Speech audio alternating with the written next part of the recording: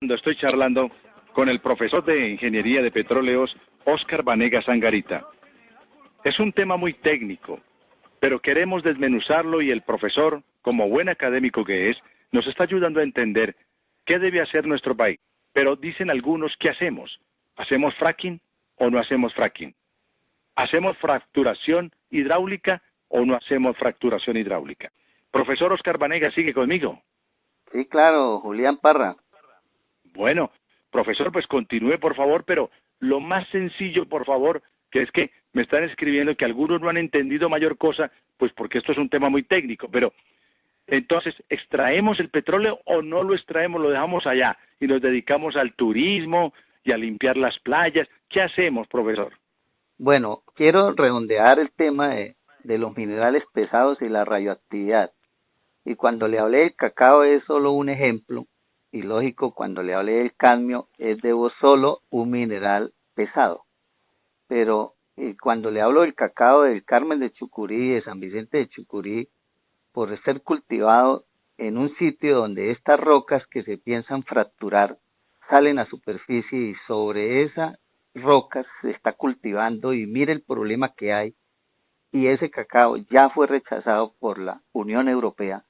El problema con el fracturamiento hidráulico a lo largo y ancho de toda la cuenca del Magdalena Medio es que se va a extraer estos minerales pesados y estos iones radioactivos a superficie y van a quedar esparcidos por toda la cuenca, afectando lógicamente todos los cultivos como la palma africana, cuyo aceite a futuro no podrá ser utilizado para el consumo humano, sino exclusivamente para hacer biodiesel.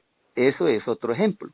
Y lógico, el plátano y todos los cultivos van a quedar contaminados y no van a servir para el consumo humano. Entonces, eso es un grave problema que nadie lo ha puesto en discusión y que es un problema que ya se presenta en Estados Unidos, en Canadá, en Argentina. Pueden averiguar en Argentina, en Vaca Muerta, cómo eran unos cultivadores y exportadores de manzanas y peras y hoy por culpa del fracking no lo son. Entonces, eso es lo que nos va a pasar en el Magdalena Medio. Entonces, pongamos en la balanza económica qué es más importante y qué le genera más al fisco nacional, a los colombianos, en la balanza de pagos y en el Producto Interno Bruto. El petróleo o la agricultura, ¿qué genera más empleo? Entonces, que no vayamos a terminar pegándonos un tiro en el pie o matando el perro por querer matar las pulgas. Realmente tenemos reservas para 33 años. ¿Qué sucede? Lo que sucede es que esas son reservas que aún no hemos desarrollado, pero ahí están descubiertas. Y eso es lo que debe hacer el gobierno y Ecopetrol, impulsar lógicamente los métodos de recobro mejorado para extraer estas reservas.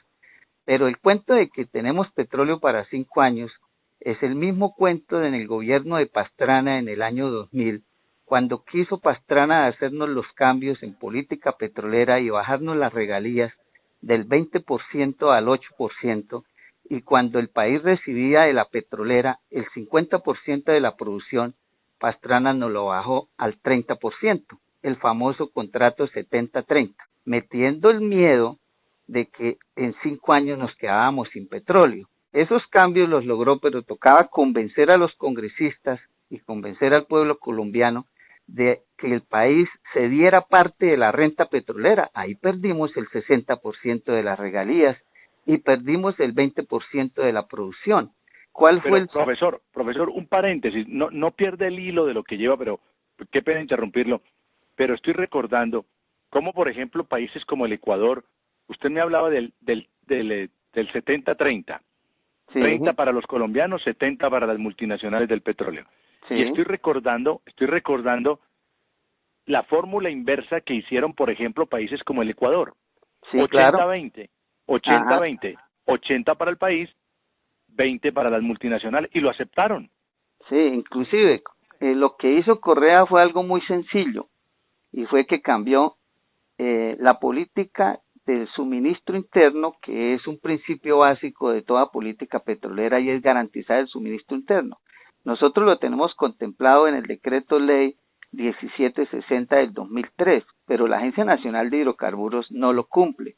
¿Por qué? Porque, por ejemplo, si usted revisa el contrato de concesión moderna que se implementó desde el 2004 hacia acá, ahí en el contrato dice que la empresa es libre de disponer del crudo.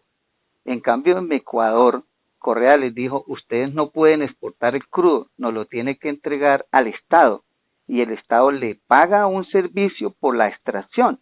Cuando el crudo estuvo a $100, Correa les pagó entre 23 y 36 dólares el barril, un promedio de $32. Los otros $68, ¿quién se lo ganó? El Estado ecuatoriano. Con eso fue que Correa hizo vías 4G, hospitales nuevos, universidades nuevas. Aquí la petrolera, además de ser libre de disponer del crudo y se lo puede llevar para el extranjero, dice que si no lo venden hay que pagárselo a precio internacional y en boca de pozo. Entonces nos sale más costoso comprárselo a una petrolera que importarlo, porque hay que pagar el transporte desde el campo hasta la refinería. Entonces nosotros tenemos que buscar que estos recursos jalonen el desarrollo económico y social del país. Pero vuelvo al cuento de la política petrolera. Hoy estamos en un modelo concesionario y saliéndonos un poquito del tema de los impactos del fracking, yo lo invito, Julián, y a los oyentes a que se lean los contratos que ha adjudicado la Agencia Nacional de Hidrocarburos para el fracturamiento hidráulico de lutitas o de yacimientos no convencionales.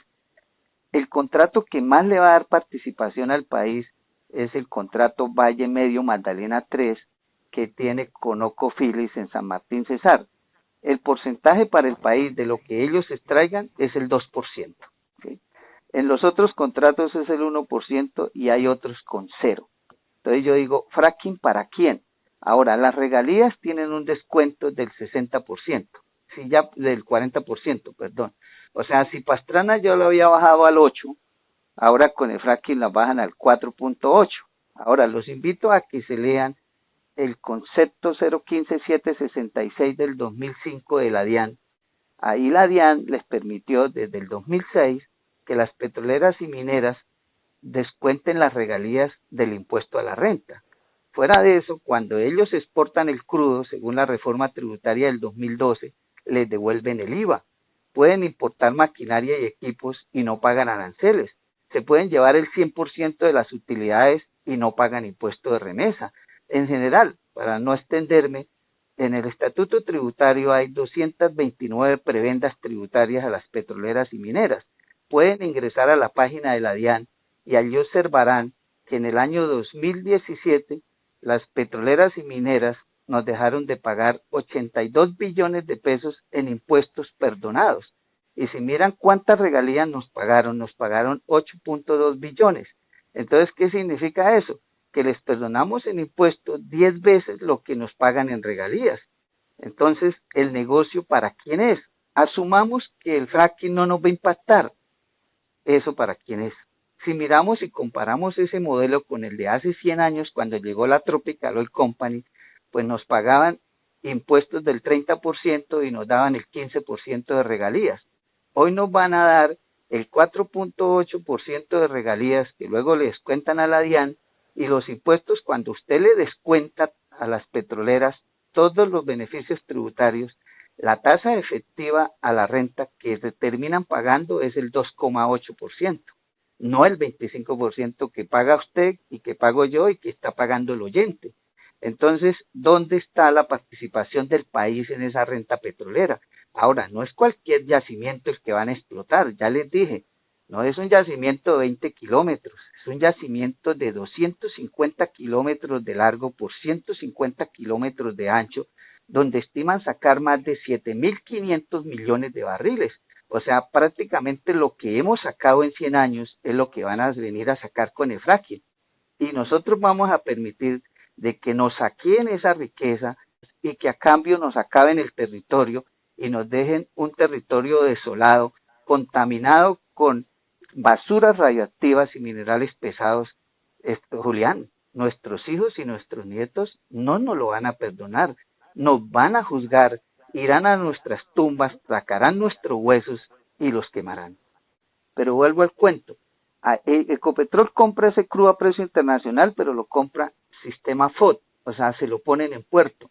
Mientras que si le compran una petrolera aquí en Colombia, nuestro propio crudo que sacan del subsuelo, además de pagárselo a precio internacional, toca pagarle el transporte hasta la refinería, entonces sale más costoso. Entonces no es cierto de que fracking nos va a resolver el problema del abastecimiento interno, por un lado porque ellos no están obligados a vendernos el crudo. En segundo lugar, nos lo van a vender a precio internacional. Tercero, prefieren exportarlo porque les devuelven el IVA. Entonces, no es cierto de que eso va a ser una solución a esa problemática. Entonces, Ecopetrol va a preferir seguir comprando crudo. Además, el fracking lo que va a sacar es hidrocarburos livianos de más de 40 grados API, condensado de gas y gas, que es un crudo que no sirve para ninguna de las dos refinerías que nosotros tenemos, porque las refinerías que nosotros tenemos para crudo de 24 grados API, ¿sí? Ese crudo, obvio, lo van a exportar, así como pasa con el café. El café nuestro es de una calidad tal que lo exportan y nosotros importamos café de Ecuador y de Brasil para el consumo interno. Y eso mismo sucede con el crudo. El ripio. Exactamente. No nos podemos dejar meter los dedos en la boca y el pueblo colombiano tiene que estar muy bien enterado y lo felicito, Julián, por dar estos espacios para que el pueblo se informe verdaderamente y no nos dejemos manipular de los gobernantes que lógicamente son cándidos y también son manipulados por las grandes potencias y sobornados por las multinacionales para ellos hacerse a esa riqueza, saquearnos y nosotros quedarnos viendo un chispero porque ni siquiera transferencia de tecnología hay, ¿sí? No hay transferencia de tecnología, tampoco nos van a dar empleo. Vuelvo y les digo, vayan a Argentina, a Vaca Muerta, y pregúntenle a los argentinos si el fracking les dio trabajo. Toda la gente llegó ya afuera. Colombia firmó 14 TLCs y en los TLCs hay una cláusula de movilidad laboral. ¿Qué significa eso? Antes de los TLC, las petroleras no podían traer más del 10% de los profesionales del extranjero. A partir de los TLC pueden traer el 100% de los profesionales del extranjero. Hacen convocatoria para nombrar ingenieros y dicen que tienen que tener 5 años de experiencia en fracking y resulta que aquí en Colombia no hemos hecho fracking. Entonces, ¿quién tiene los 5 años de experiencia? Sí, es un absurdo. Sí, claro. Entonces, ni trabajo siquiera nos van a dar. Ahora, nos van a contaminar y no los vamos a poder demandar, porque si hablamos de los TLC, ahí hay una cláusula que dice que esas empresas no se someterán a la justicia colombiana. Entonces, si nos contaminan, nos toca demandarlos en tribunales internacionales. Y pregúntale a Correa qué le pasó a Ecuador por demandar a Chevron por la contaminación en la Amazonía ecuatoriana. En noviembre salió el fallo del Tribunal Administrativo de La Haya. Salió a favor de Chevron, que fue el contaminante, y condenó a Ecuador a pagar $9.000 millones de indemnización a Chevron. Entonces nos van a contaminar y al final vamos a tener que indemnizarlos, pero a ellos. O sea, ese negocio del fracking es leonino y re malo para el país. Yo puedo ser ingeniero de petróleos y profesor de la UIS formando el recurso humano calificado, pero también tengo mi cédula en el bolsillo y esa cédula pesa más que el cartón. Y yo tengo que pensar es en mi país, ¿sí? Porque esto es de Colombia, nacionalismo, claro, en Colombia. Por lo cual yo tengo que advertirle al pueblo colombiano, ojo, porque voy a utilizar un término coloquial santanderiano, nos van a joder. Nos van a joder